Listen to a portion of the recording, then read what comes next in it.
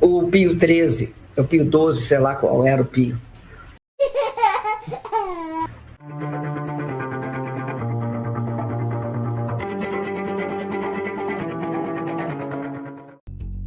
Agora um momento cômico aqui no programa. A ex-presidente Dilma Rousseff participou de uma live com o deputado petista Paulo Teixeira, aquele que fica na CCJ da Câmara chamando o presidente Jair Bolsonaro de genocida.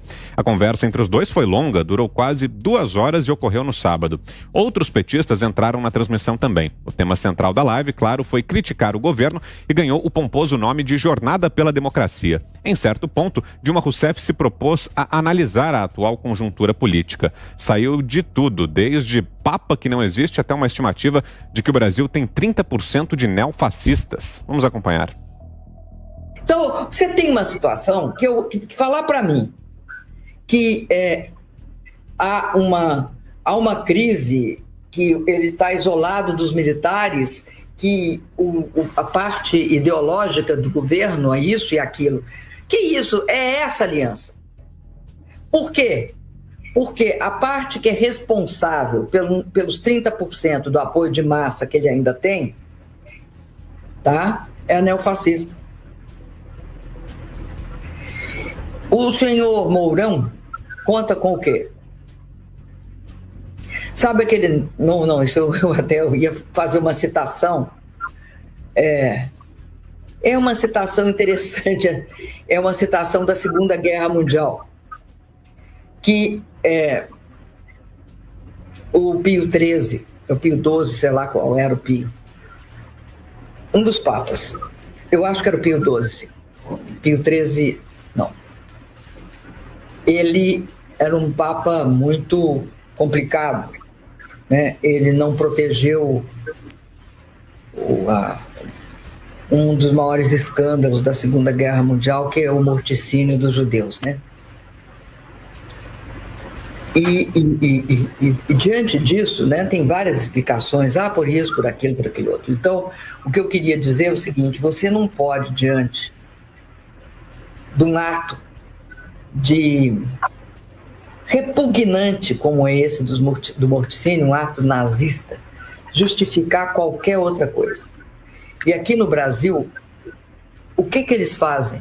Diante, por exemplo, do Haddad, um professor, eles diziam que eles não conseguiam optar.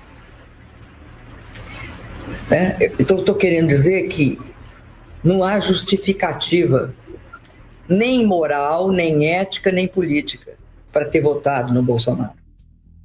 Bom, e o Pio XIII, o Papa mencionado pela ex-presidente Dilma Rousseff, claro, não existiu. Se existe essa referência, foi mesmo ao Papa Pio XII. Augusto. Já está criticando o futuro, Vitor. Só pode. Futuro. Pode ser. Dia aparece o Papa Pio XIII e ela já diz que está errado e tal, porque ela é comunista. Ainda. A Dilma, eu acho fantástico o seguinte, quer dizer, você viu a cara de um dos Paulos aí do PT, ele não está entendendo nada. Os interlocutores da Dilma têm de fingir que entendem o seguinte, por exemplo. Aliás, dando uma de Dilma e cortando o assunto no meio, já eu volto, ela, há pouco tempo eu vi um videozinho dela falando sobre a economia e a pandemia. Então, o que os países têm de fazer?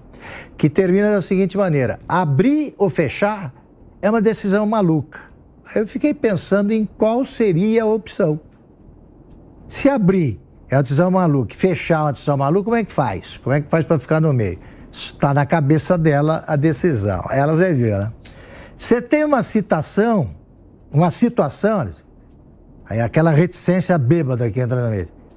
Falar para mim, aí ela vai em frente. Quer dizer, as frases não terminam, né? Não começam, não terminam.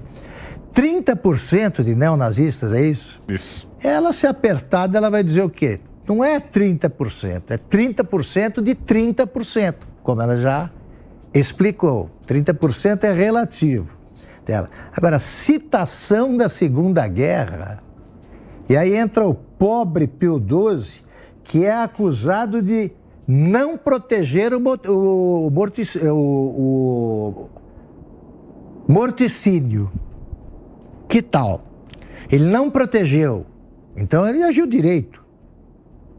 Ela está querendo dizer, essa cabeça anda Você sente o barulho, né, dos mecanismos mentais ali, todos atrapalhados. Ela quer dizer o seguinte, ele não protegeu as vítimas do morticínio.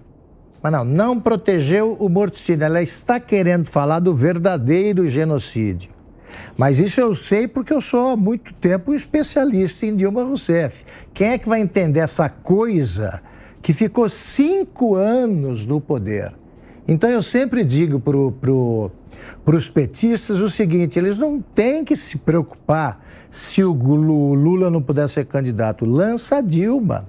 Ela foi vítima de um golpe, como vimos, continuou brilhante.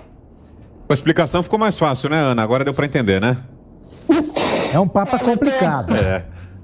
Eu estou aqui rindo da explicação do Augusto, porque realmente o Augusto ele é um especialista em Dilma Rousseff, né? E para tentar decifrar o que ela disse, tem que ser especialista mesmo. E o pior é pensar que o Brasil pode ser um quadro de Salvador Dalí, de ter tido uma pessoa dessa, com essas engrenagens mentais aí, como o Augusto colocou, como presidente durante 5 anos, né? Eu costumava falar aqui em casa, Augusto, que a Dilma, sabe quando as crianças têm ali 6, 7 anos, 5 anos e começam a falar e você não entende? E você tem que simplesmente ficar fazendo assim com a cabeça, como se a criança estivesse conversando com você e você está prestando atenção. Foi exatamente a cena que a gente viu, né? O petista lá batendo a cabeça ali, mas não entendendo absolutamente nada. Agora, vamos combinar uma coisa?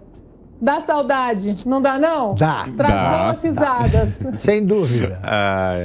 Diga, Fiuza. Não, Pio XIII é o Papa do PT. Ela quis inventar. Eles inventaram tanta coisa. Inventaram Petrolão, inventaram Mensalão, inventaram um Papa do PT, que é o Pio XIII. 13 é o número do PT. 13 é o número, a quantidade de anos que este partido ficou. Você imagina a tragédia que nós passamos, né? 13 anos desse partido governando o Brasil. E eu faço sempre essa ressalva para não parecer, o cara é antipetista, o cara é isso, o cara é aquilo. Não. No início, eles quase fizeram um movimento de aproveitar a representatividade e entregar a gestão a quem sabe gerir. E assim começou o primeiro governo Lula, mas logo depois o apetite, a gula, né, do DNA parasitário do PT tomou conta. E aí nós aguentamos isso. Agora, vendo uma cena como essa, Vitor, é muito pedagógica uma cena como essa, porque você vê 2 personagens. Eu costumo dizer o seguinte, não precisava nem ser desonesto, não precisava nem ser um partido que protagonizou o maior roubo da história. Bastava simplesmente jogar essa inépcia, jogar essa incompetência, jogar essas mentes soltas no vácuo, né, para ter uma tragédia quase da mesma escala. E a gente percebe, Vitor, nas feições, né, quer dizer, como não há a Dilma Rousseff e aquele interlocutor dela, né, eles não têm vergonha, né, do sofrimento que eles impuseram ao povo brasileiro. Eles não têm vergonha dos bilhões roubados e até já devolvidos. Eles não têm vergonha de ser associados a uma sigla que virou, de fato, uma representação da corrupção institucional no país. Porque eles são estúpidos, né? Porque é isso, aquele raciocínio barulhento, né? Como descreveu o Augusto, né? As engrenagens sôfregas e barulhentas ali, elas estão, na verdade, mostrando isso, a completa falta de discernimento. E a falta de discernimento torna o cinismo algo muito fácil de se lidar, quando é uma característica sua própria. Fala, Zé. Isso não é uma live, é um morto, né? Pelo amor de Deus, é uma reunião de pessoas que não sabiam exatamente o que estavam falando e para onde ia. Eu confesso que, às vezes, eu não acho graça nessa história da Dilma. Me dá um desespero, me dá um profundo pesar que isso aconteça. e que o próprio partido expõe a Dilma a falar algo que não seja lendo alguma coisa por escrito, né? Porque o raciocínio é mesmo inverso. Ela pensa uma coisa, fala outra. Dá a impressão de que ela precisa de legenda para a gente entender o que ela está falando. Pio, não sei lá que Pio, sabe? Falando. Como é que fala isso?